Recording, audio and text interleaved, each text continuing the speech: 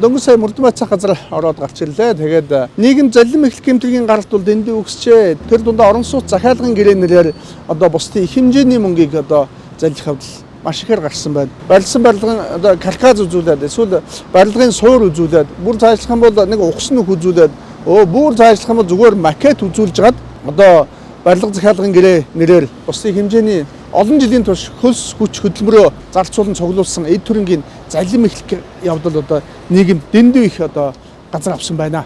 Энэтэй холбоотойгоор нэлээд олон хохирогчийн асуудлаар эрх бүхий албан тушаалтантай орж уулзлаа л да. Эндээс хэдэн зүйлийг хэлэх гэсэн гэмтэргийн гарал шалтгаан нөхцөл гэдэг нэг юм байгаа штэ.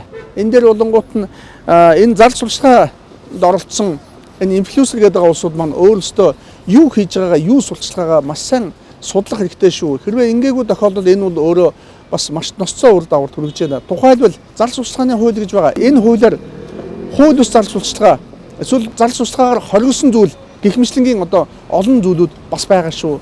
Цаашлах юм бол анханасаа энэ төсөл явахгүй, баригдахгүй гэдгийг мэдсээр байж энэ зар сурталчилгаанд оролцсон бол магадгүй энэ гэмтэргийн хамтагч байж болох байхгүй юу.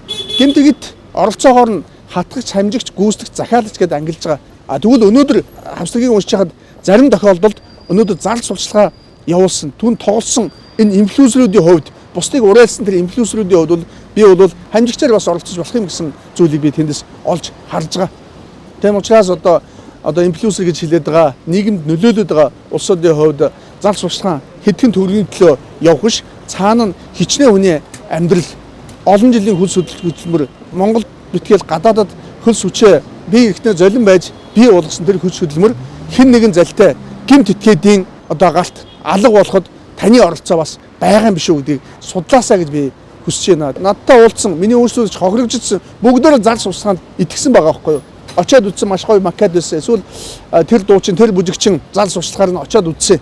Тэгээд би итгээд гэрээсэн маш олон одоо улсууд байсан, маш олон майхан сав барьцсан, нэртэй алдартай улсууд тэнд очсон, сурталчлаа зогсож явахаар би үнэн гэж итгэсэн. Итгээл би мөнгө төлсөн гэж байгаа байхгүй юу? Эндээс юу хэлэх чинь хэрэг инфлюенсер гэдэг хүмүүс таны хариуцлагагүй үйлдэлээс эсвэл маш сайн судлаагийн улмаас иргэд тохироод байна. Тийм учраас та үйлдэлээ маш сайн бодоорой. Цаашлах юм бол та гэмтэргийн хамжигчаар бас татагдаж хариуцлага хүлээж болох юм шүү.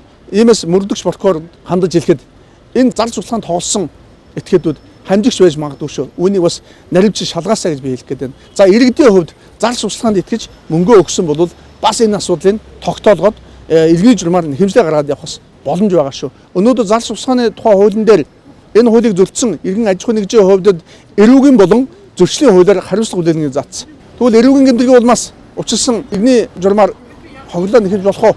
Болно. Зөрчил гэж гарсан байна. Тэгвэл зөрчлийнх нь улмаас бусдад хохирол учирсан гэж үзэж байгаа тэр хохирлоо нэхэмжиж болох уу? Болно. Ийм зүйлийг хуульчийн хувьд хандаж хэлэх гэсэн.